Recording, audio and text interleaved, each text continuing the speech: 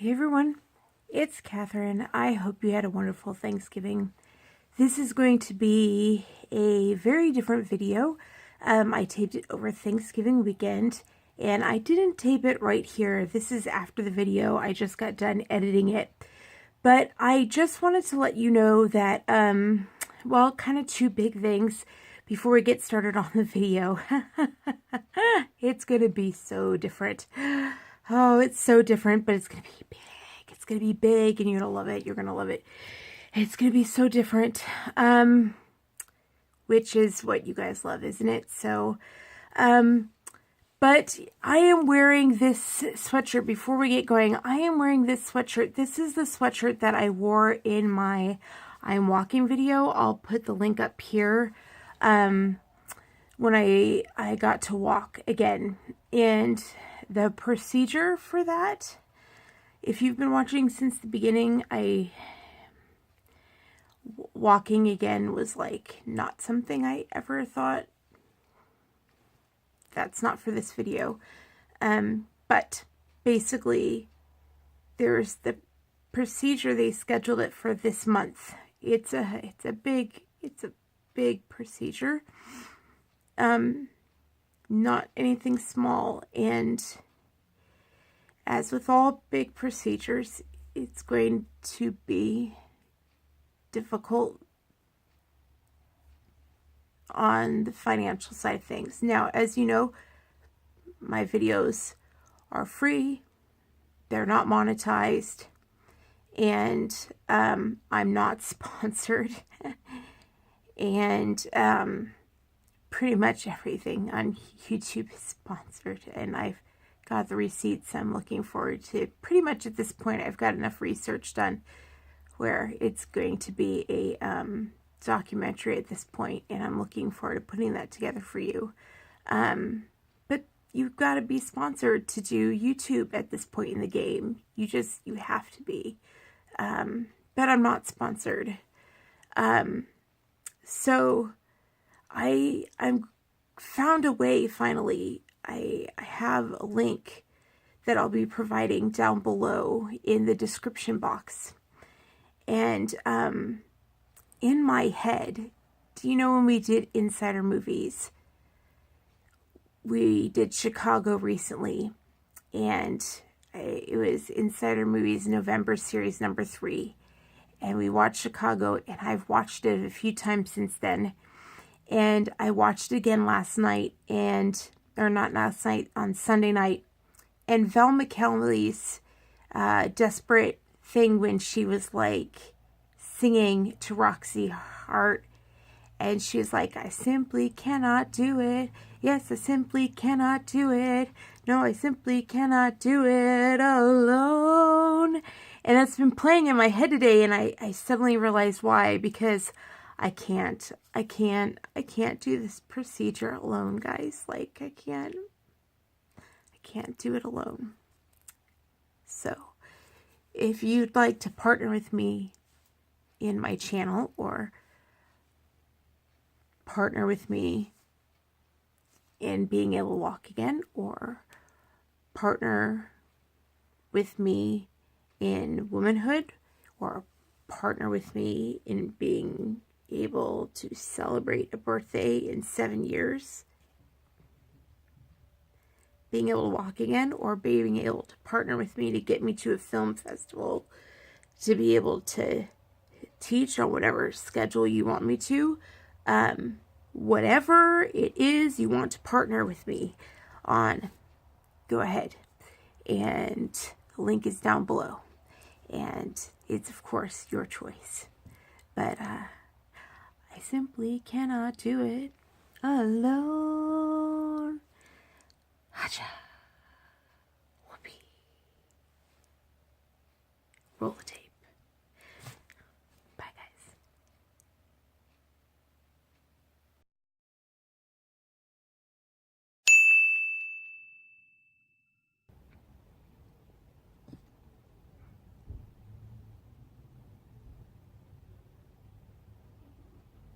You guys, you listening? It's time for another I think it's time for another pop off.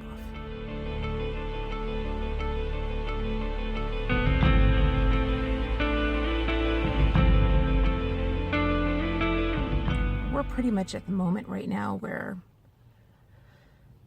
I can't talk to my husband because I'm so full of things to say. Like, I'm so full up of things to say to you that I literally, like, he's trying to talk to me and I'm just like, and he's just like, so we're not even, like, the car isn't even moving. Like, we are sitting here in the Walmart parking lot. See, that is Walmart. That's the Walmart parking lot. And we are just sitting here. We are sitting here in the Walmart parking lot and we are not moving because I am not moving because I have so much to say to you.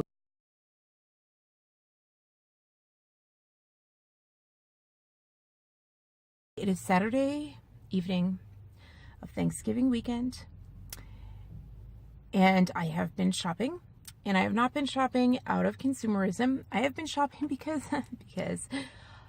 I can't walk without my pants falling off of me, because I have lost about 125 pounds in 8 months. I've done that through the Ideal Protein Diet. My doctor prescribed it to me last year, and I started in February of this year, and she prescribed it to me for my pain because it's a ketogenic diet, and my pain was of such incredible, long story short, insanely high levels that she was like, this is the first prong, let's attack it this way. And the ketogens, I'll tell you that in another story. So that was one of the prongs. And so I was like, I'll do whatever. Like, I'll do whatever. Sure. Okay. We'll try this. Let's try this absolutely dramatic diet that's freaking 1,000 calories a day. And my husband even went on it with me to, like, help me out and do it, whatever. And we did it, and it didn't do jack for the pain. I was like, great. Didn't do anything for the pain. And she's like, well, there are other things. And I'm like, I'm on this dramatic diet. It's not doing anything for the pain. And that's what's really sad about it, you guys. That's what's really, really sad about it, is that I was on this just, like, incredible diet. And I don't, like, until the SI injection happened, the SI joint injection happened, like,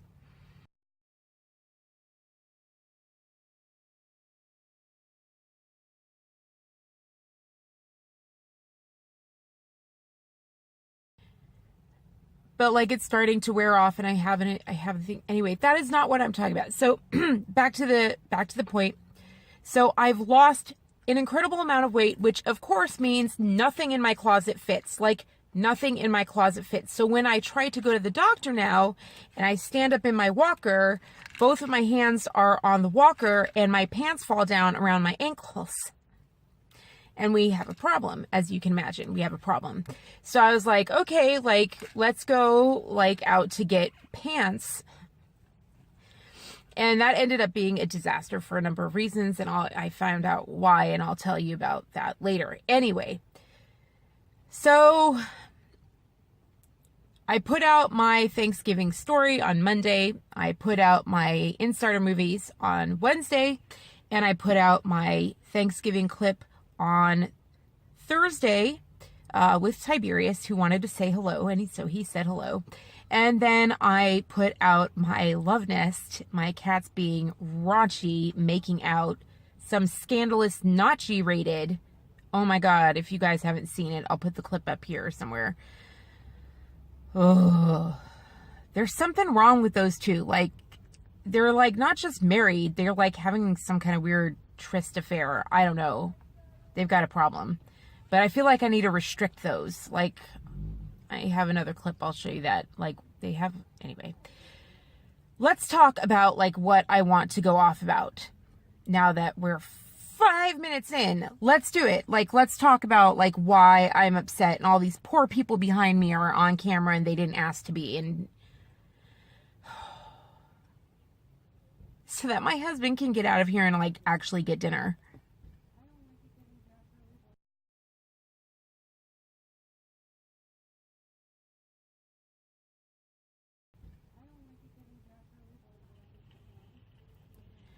So in my Thanksgiving story, I talked about Judge Judy, and I really feel like I want to do a series on Judge Judy because she's a thinker, but she also, like, she's not aware of things that are going on in society. Like, she doesn't know that MMA is a massive sport today. She's clearly not watching, like, the HBO sports, how the men know how to restrain women today and not leave a mark. And that the men, like, make it a sport to hurt women without leaving a mark and restrain them and, like, choke them out. She's clearly not watching Dr. Phil about how the boyfriends are doing that and just like, oh, I just wanted to show her I meant business without leaving a mark. Like, they know how to restrain them and do uppercuts and things like that. And she's just like, oh, you would have called the police. I wouldn't call the police. Like, I've called the police on the West Coast. I've called the police on the East Coast. And you guys know as well as I do who've called the police. The police are bullies. Like, people who join the police today, people who join the police force today, they're the same as the people who join they're the same people who join the military. Like, people who join the police today are people who've been playing video games since the day that they were born, and they want to hold a gun and they want to have power over you. And so if you call and you're helpless, they're like, yay, someone we can screw with, someone we can have power over. And if you're helpless and you're in need, they take it as a game that they can mess with you. And if you're a victim, which I've been a victim in both instances, they've made my life hell in both instances. And I thought on the West Coast, like, I remember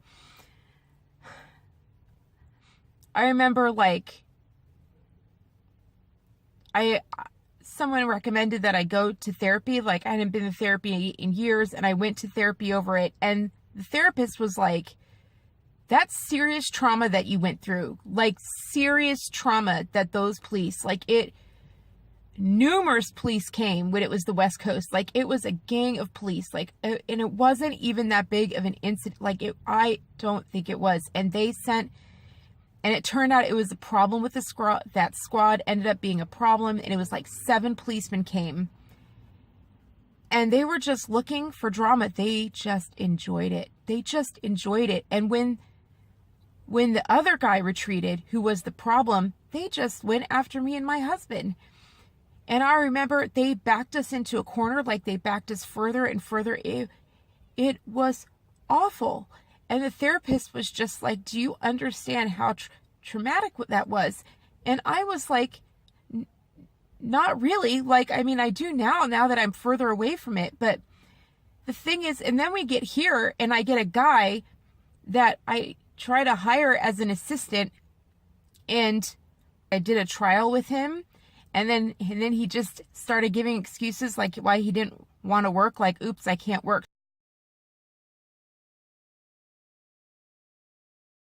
So I was like, all right then. And I was like, let him go. And then I just quit texting him.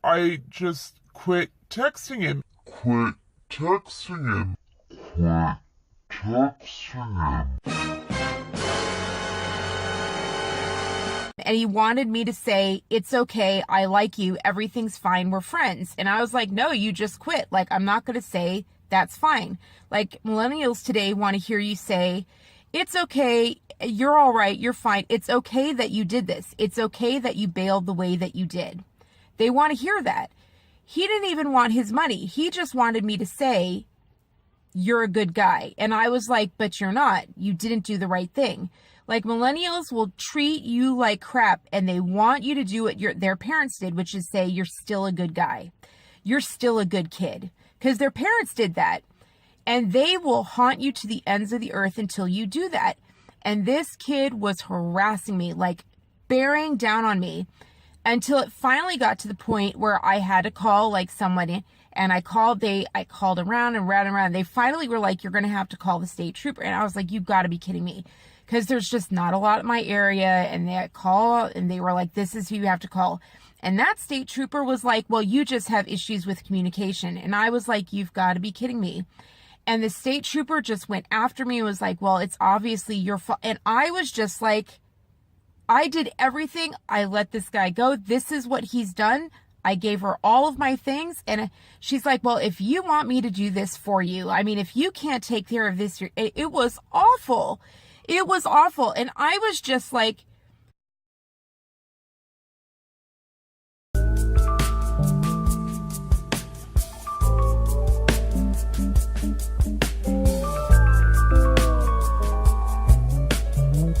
Judge Judy has this insane notion that it's 30 years ago when the police were like natural and normal and sane and humane, and they're not like that anymore. Like the last police stop that I had in California, the officer actually had a hissy fit. He filled out the police thing wrong. I ended up paying $300 because he filled out the ticket wrong. He was some young guy. And because I didn't see him, he's like, didn't you see me? Didn't you see me? And I was like, I'm sorry, I didn't see you. Like, I didn't do like a full stop or something. Like, honestly, it was totally my mistake. And I told him that. I was like, you're right. You're right. I did something really stupid. Like, I was going to pick up my husband, and I looked over and I was like, God, that is such a beautiful moon. There was this gorgeous full moon out, and it was just stunning, you guys. And I was looking over at the moon and I was like, that's beautiful. And so I did that stop maybe 1,000 times, like for picking up my husband. And it is an empty place. It's an empty exit that no one's at ever or whatever. And he was sitting at a pullout on the side. No one was around or whatever. And I did a California stop, which is what everyone does, which isn't a full and complete stop. But apparently he was raving mad that I didn't see him, because when people see a cop, they get really, really scared and they do a full and complete stop. So when he pulled me over, I was like, oh crap, I probably didn't do a full and complete stop. So I was like, okay, I get it. Yep. Like, I didn't do a full and complete stop. So I was calm. I was like, okay. And he's just like, you didn't see me?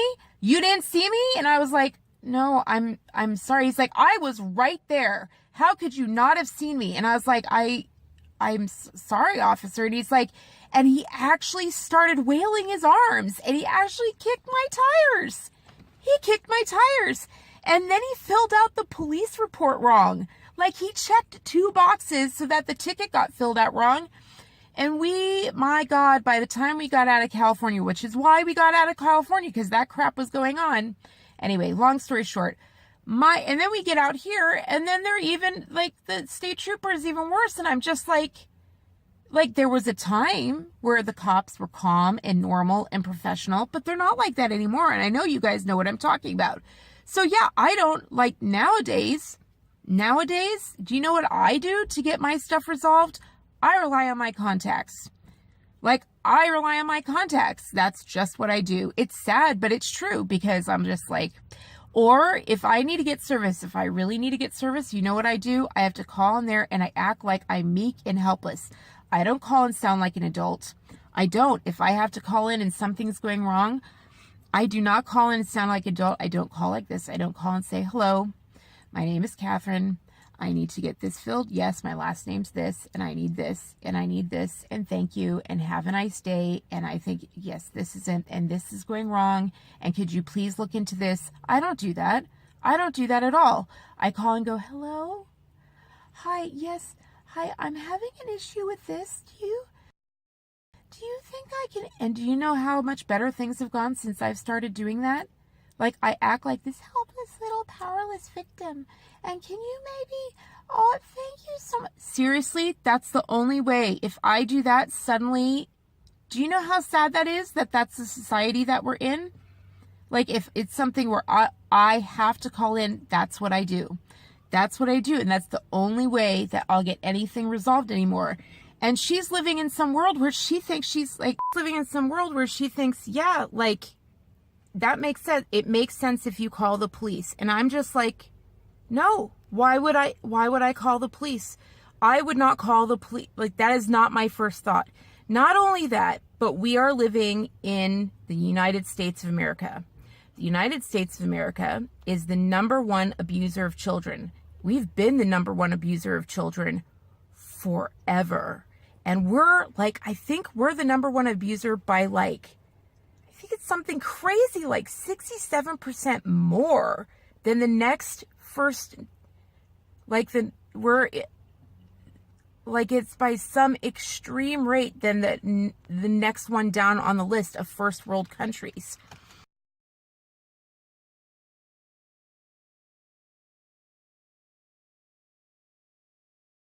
And I mean, we're talking about bad abuse, like chaining up our children, sex trafficking them, things like that.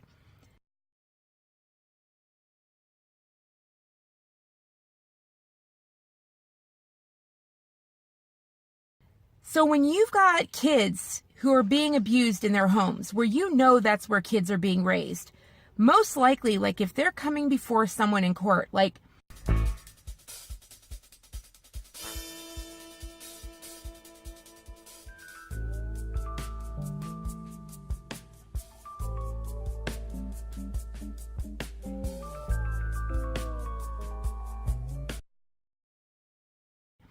that's a kid that's been abused. Most likely the girls have been abused. People who have been abused, their first thought isn't like, let me stand up for myself and like call the police. Like that's not how people are raised. Like, and that's the other thing that drives me nuts is things like breaking the lease. Like, I swear to God, I had to learn on her show that you could break a lease early. That you could break a lease early and like actually buy it out. And she's like, hello, you're lying to me. You knew you could buy it out early.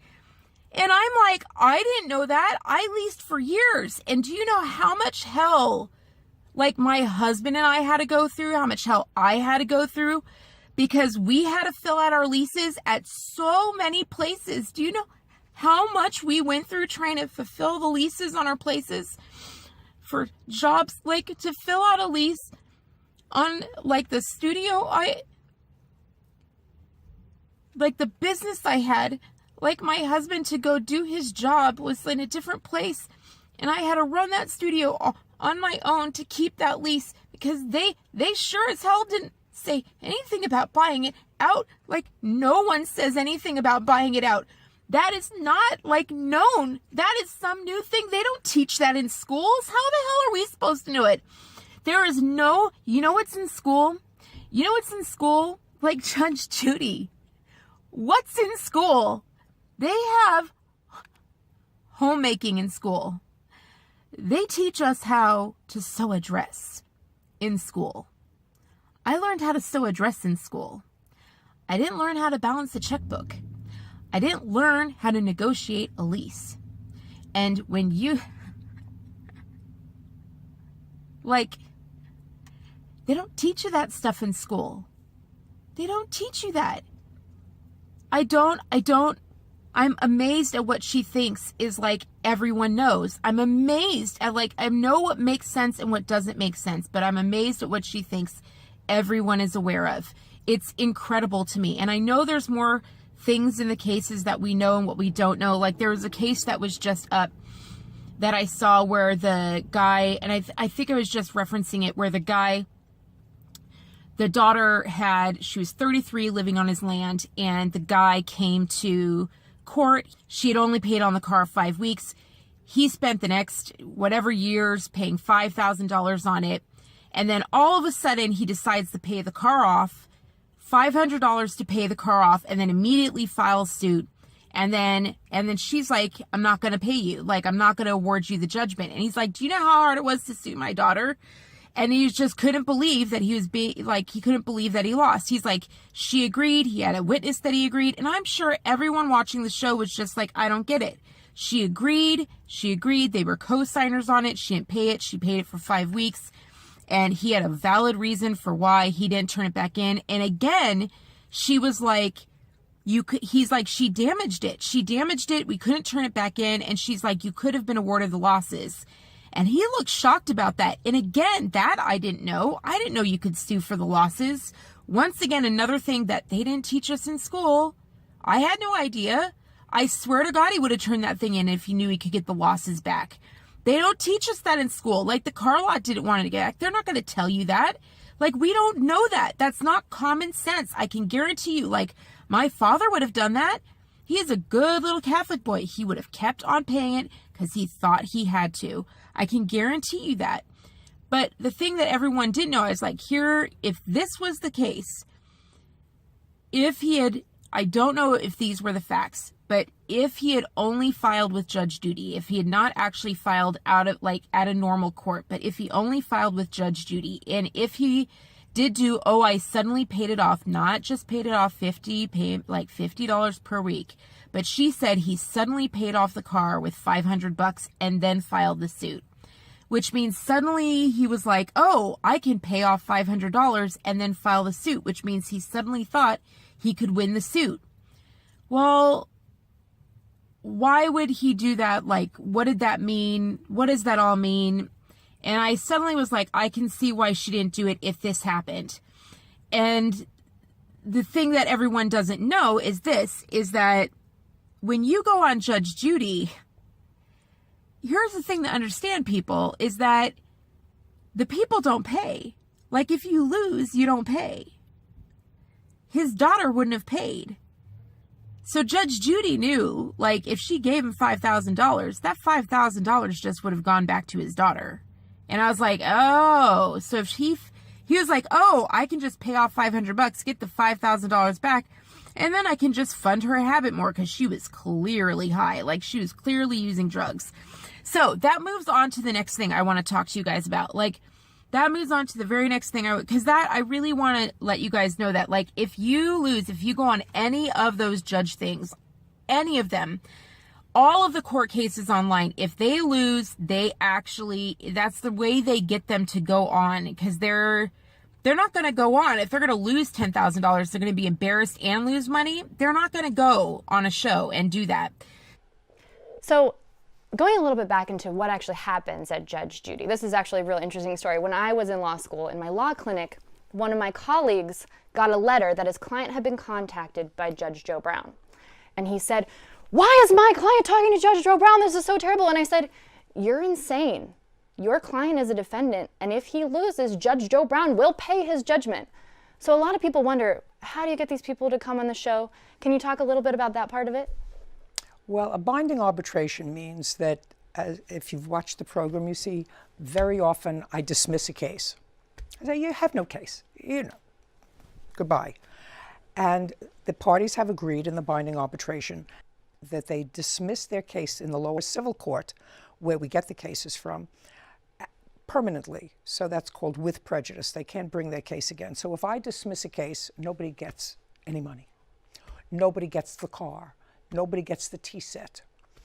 If I order someone to sign over a title to the car, I say, it is his car, sign the car over. And you very often see Officer Byrd take the title, hand it over to somebody, and they sign it over. And they take that title and they register the car is theirs. But if there is a money judgment, the money judgment is covered by what we call a producer's fund, because is that an incentive to people to come on? Sometimes. But more often than not, Stephanie, I think that most of the litigants feel as if they've been in some way wronged. And they want the opportunity to vent that wrong in a very public way. Do some people want their 15 minutes of fame? Yes. But I think that there are a whole menu of reasons why someone would decide to give up the privacy of a litigation and say, I'm going to expose myself to not only the world, but to her. So the way they get them to go on is they're like, look, if you get a judgment against you against $10,000, we will pay it for you. So if it's a cash judgment, the show pays it. There's this like big lump thing. That's how the show pays it through the commercials and everything like that. So that's just something to keep in mind. And I wish more people knew about it. I wish there was like a disclaimer, but anyway. And the people are still pissed because they just got embarrassed on like national television and things like that. All right, so moving on from Judge Judy and all that stuff, and there's other things. I really am thinking about doing like a running gig on like the things that we can learn from Judge Judy, because she says a lot of things. Like, she says a lot of things, And for example, like there was this girl with a dressmaker, like, and the daughter was just like, oh, the dress is fine. And she took it, and the lady wanted her money back from a dress. And the dressmaker clearly did a poor job on the dress, but the daughter was like, oh, it's nice. And then left with the dress. And then the mom was like, oh my God, and wanted the money back. Now, and Judge Judy was like, your daughter liked the dress. The daughter didn't like the dress. What the daughter did was like, the daughter just was like, I'll let my mom take care of it. Like, the daughter was not confrontational. But Judge Judy didn't say that. Judge Judy didn't say to the mom, look, if you didn't want the dress, you shouldn't have picked the dress up. If you didn't want the dress and you had a problem with it, you can't take it from the place of business. And that is a rule. That's something that I've learned. That's something I've learned the hard way. Because when you raise an abusive household, you learn not to be confrontational. That's why so many people come into Judge Judy's courtroom in trouble, because they are so afraid of anger, and they get into bad situations because they're terrified of anger. They don't stand up to people. They don't like confrontation. And then they finally get so deep in the hole that they finally are like, crap, I can't handle it anymore. And then they file suit. And that's the problem. Like, they don't really forgive. They just, people who are abused have a pattern of like taking it. And then they finally can't take it anymore. And then they file suit. And that's just the sign of someone who's been abused. That's raised, they had child abuse, or they were in an abusive relationship. And she never takes that into account. Like, that never, ever, ever goes into account. She's like, if you're abused once, then you should leave. And I'm just like, oh my God, like so many people. And that, but it is the sign of, it is something to learn. Like, we do need to learn from that, is what she is telling you, is that if someone hits you, you should leave. But she never tells them that. She never says and follows through with the next step, which was to say to the lady with the dressmaker, your daughter made the mistake of taking the dress. Next time, if your daughter has a problem with the dress, tell her, don't take the dress. That was the mistake. And leave it there. By accepting the dress, you accepted the workmanship. End of story. Does that make sense? Like, I'm like, people aren't getting the lessons that need to be learned, because there's so much you can learn from Judge Judy. So I'm thinking about doing like lessons we can learn from Judge Judy, because there's so many lessons, life lessons that I've had to learn the hard way. As someone who was abused and didn't learn how life really works, I had to learn them the hard way. And Judge Judy, all of them are playing out in her courtroom, and I feel like we can really learn a lot.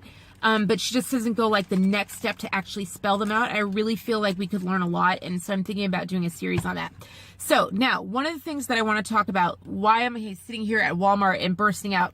So let's talk about the very last thing that I want to talk about today, which is like the biggest thing. And this is like parents who come in, and not just parents, but kids who come into our courtroom. And like, forget the Walmart parking lot. Let's just talk here. But my hair is like in the way. Let's just take a moment. Let me just take my hair out, and let me just lean back, because my back is hurting. There we go. Can you handle me like that, please? Thank you, because that would really, really help. Okay, maybe this is good staging, because I'm about to deliver like the biggest blow of it all, so we can just deal with it. Oh, like I'm in the light of Walmart, and this is where this big lesson happened. So this is like the biggest deal of it all. So here we go. Maybe I'll turn on this light here. Let's see, we got a light. And we revealed. Okay, so are you ready? Parents and like parents and kids and everyone. We are made to work. We are made to work. I just ran into the most boss cashier ever. Why did I go to Walmart today? Why in the world did I go to Walmart? When I was shopping elsewhere for my pants, a girl walked into the store wearing the most amazing leggings ever. Most boss leggings ever. And I just stopped her and I was like, where'd you get those leggings? They're amazing.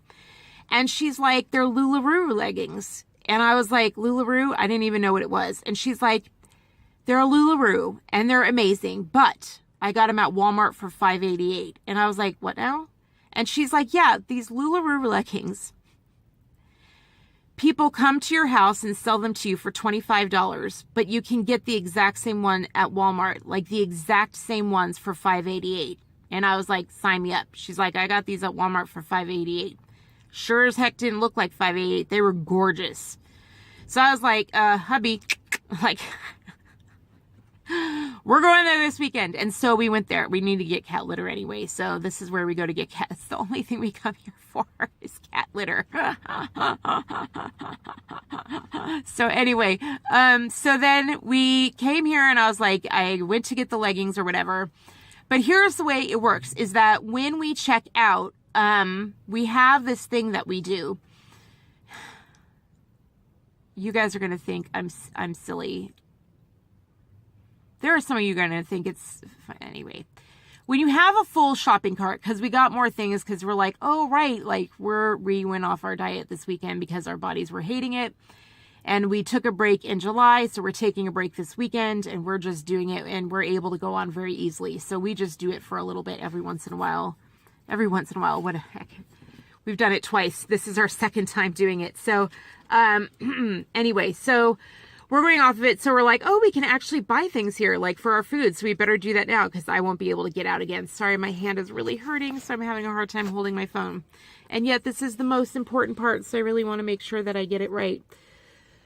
So just bear with me. Okay, this is the most important part. So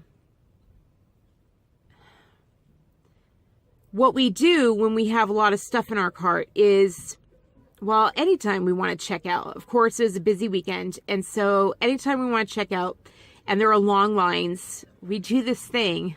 Well, I do this thing is I tell my husband, I say, go check the lines. And we check the lines for the cashiers. And we try to find the cashier who's actually doing like their job, like doing a good job. Because there are cashiers who could just kind of like thunk and thunk and thunk. And then there are cashiers who do what they're supposed to do, which is like pack, pack, pack, pack, pack, pack, pack. And we go for those cashiers because it doesn't matter how long the line is. Their line's going to disappear. Like all cashiers used to actually like pack, pack, pack, pack, pack, pack, pack. But now there's usually only one or two out of like the entire line of cashiers. We look for those and we just go to those. We don't look at the length of the line anymore. We look for the cashier themselves. That's boss. That's what the boss do. That's what we do. Because I'm smart. And you know what? We found that one and she had one person in line. There's a reason for that. She had one person in line while everybody else had a mountain of people. Yep. And nobody else noticed, but we found her. And we got in line and then we ended up talking to her. And this lady, I'm not even going to tell you, she was boss. Let me tell you why. So we're sitting there and we're talking and she talks to me and she was wonderful. She's like, so how was your weekend? And I was like, actually, it's pretty good. And how was your weekend? And we ended up going back and forth, which was really nice because someone in the cashier's section was actually being really nice to me. And she's talking back and forth. And she's like, I was actually here all weekend. I was like, yeah, I was actually in the store all weekend too. And she's like, and I did this and I did this. We were going back and forth and more. We were sharing more and more. And as time went on, as we were sharing more and more, and we were actually having a really good time, really good chatting, really even conversation. And every time I gave a little bit more, then she gave a little bit more. And it was wonderful. It was actually really wonderful. And I found out that that Walmart just doesn't pay any extra. They just work weekends or whatever. But what they do is they do pay overtime to the cashiers because the cashiers don't want to work. They can't get anyone to work the cashier register because no one wants to do the job. Now, get this. Get this. Get this. This lady was like, she said two things. She said two things, and I want you to really listen up. Number one, she said, because I told her the story of how I said, they're really lucky to have you. She's like, yeah, I've been working all weekend. Like I've been working this day, and I'll finally have Sunday off. And I said, well, they're really lucky because they're to have you because you're actually showing up. I said, when we were in California and they had a Ross open up, which is like a TJ Maxx, but they have those in California. And I said, when the Ross opened up, I said, we went later on in the week and they said that on opening day, they had a big problem because everyone that they hired, only half of them showed up. They hired an entire workforce and only half of them showed up. And I said, so they're lucky to have you because you actually show up. And just like I said, when I gave a little bit of information, then she gave a little bit of information, which is how conversations work.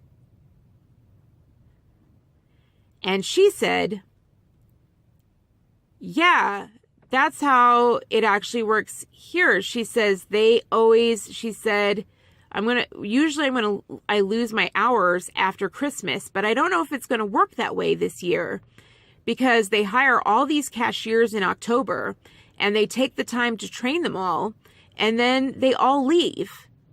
And I was like, what? She's like, yeah, they all leave because they don't like the job. They don't want to do it anymore. And I was like, what? She's like, we need them all. We're always shorthanded for cashiers. And I was like, right. I want you, parents and government officials and everyone else, to listen to me.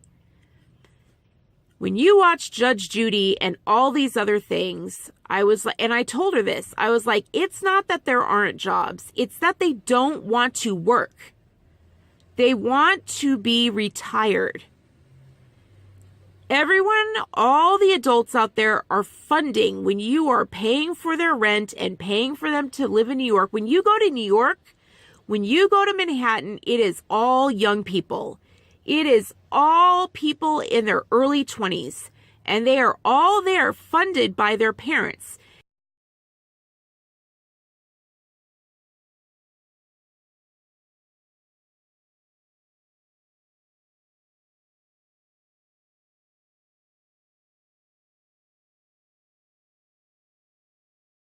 And they are all retired while their parents are going back to work. You watch Dr. Phil and all these retired age people are going back to work to fund their younger kids living a retirement style life. So instead of retired people smoking weed, going on cruises, the retired people are now going back to work, and people in their 20s are partying. Do you get that? It's not that they can't find a job. It's that they don't want a job. There are jobs everywhere. They just don't want to work.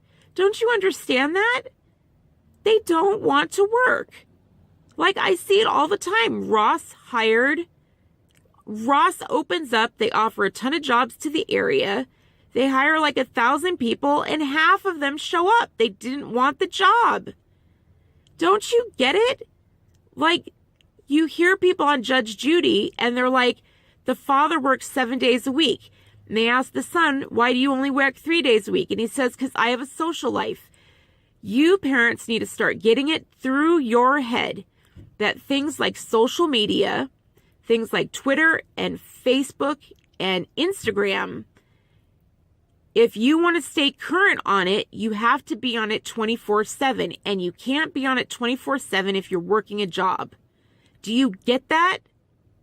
That's why they're dropping out of school, because they can't be on social media 24/7. And it is your job as parents to teach kids at the same time. And kids, you need to understand this.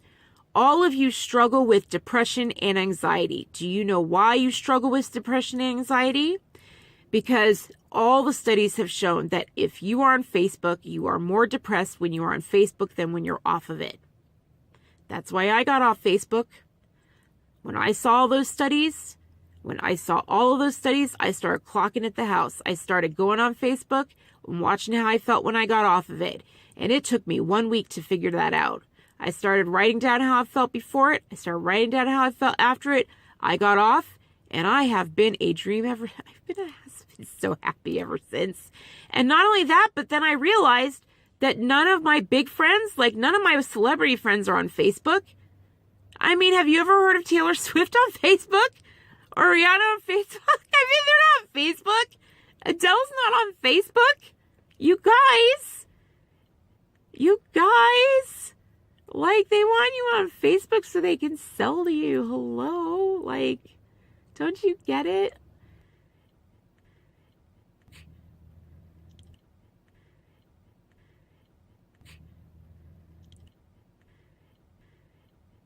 Here's the thing, you guys. The reason you're depressed and the reason that you have anxiety is because you were made to work. I mean, Dr. Drew says it all the time. He says the 3 things man needs is to work, eat, and sleep to be happy and healthy and whole. And I know that sounds crazy, but that's because you've never worked before. You actually don't know what it is. And I want to be really clear about that. About this one thing, let me be very, very clear. There is a difference between work. There is a difference between passion and play. Because you will tell your parents, well, I just haven't found my passion yet. And your parents are like, well, he hasn't found his passion yet. That's because you parents keep thinking, you keep confusing passion with play. Gaming is play. Social media is play. That's playtime. When I do social media, it's freaking work. It's exhausting. It's exhausting. I want to do less of it. It is not. It is work. Because it's a job.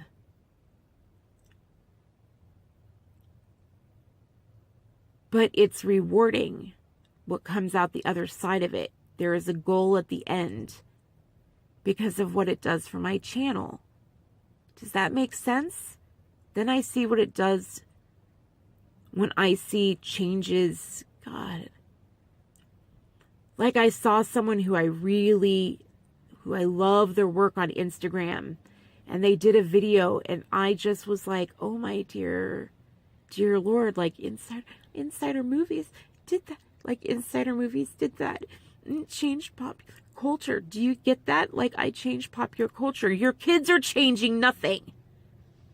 You kids are changing nothing because you don't know what it is to work. You can work and it's rewarding, but you have to learn the difference between play and passion. Playing is not the same as working, but work is so rewarding. That's the thing. That's why if you talk to Ron Cockett in Yosemite, he's like, that's why rock climbing's so important, because you learn through climbing a rock that it's the work to get up the rock is what is so rewarding. There's work to get to it. So it's actually the time you take. That is the rewarding part. I don't know. There's just so much.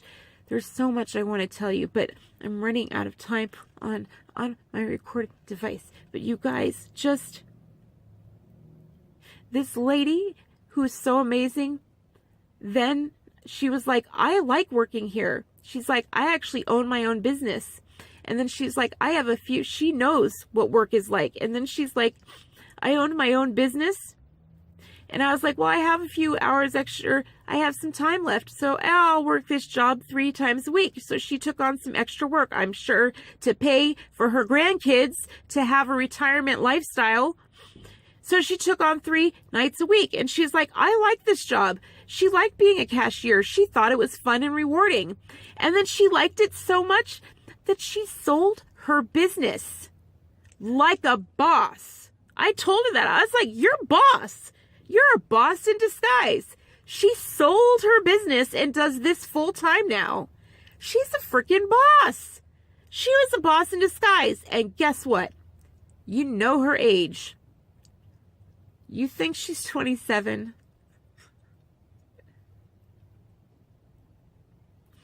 You know what age she is. You know she's in her 60s. Because only that generation is that boss. Can you guys get it? Why is it that you make fun of old people when they can produce so much more? Like, the things that you're producing are so finite. They come and they go in a second, in a heartbeat. It doesn't leave a lasting impression. But this lady, she got to sell a business and now she has a retirement to live on forever. And you can't earn anything. That stays with you. Work stays with you. Your potential is so great, but you shouldn't be retired yet. You haven't even worked yet. You're supposed to be retired in 50 years. You're supposed to work for 50 years before you retire. And if you drink now, you're just killing yourselves. And parents who think, well, my kid can't work because they're mentally ill. I'm sorry, but all of you who think, I've watched all the things of the parents who think their kids are mentally ill, and every single one of them is because your kids are using marijuana. Every single one of you who think your kids are mentally ill is because your kids are using marijuana and they are experiencing the side effects of marijuana. Marijuana use causes depression, causes anxiety, causes space outs, causes all of the things you're seeing. And you're like, oh, they have a mental disorder, or oh, they have a learning disability, or oh, they have this. If they stop the marijuana, then what will they have? I dare you to get them off the marijuana for 6 months and see how mentally disabled your kid is. I think I'm finally done with my rant. And I think we can finally leave the Walmart parking lot now. Have a little bit more compassion for the people who can work and who are boss and who work a cashier register. Because the bottom line is that you can't. Peace out, people.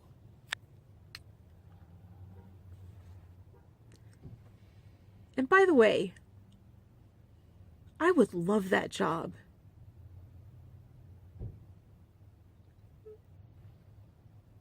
If I had the ability to do it, if I could walk or stand for an extended amount of time, I would have so much fun doing that job. Getting to talk to people all day, getting to pack things and little neat things and serve people like that. I think it's an amazing job. There's you get to meet everyone in the world and talk to them every day. I just don't get it. There's so much value in it. I was a teacher. I stood on my feet all day. I got to talk to people all day. And you guys are just leaving it on the floor. There are jobs out there. Don't let anyone tell you different. Good night, guys. Happy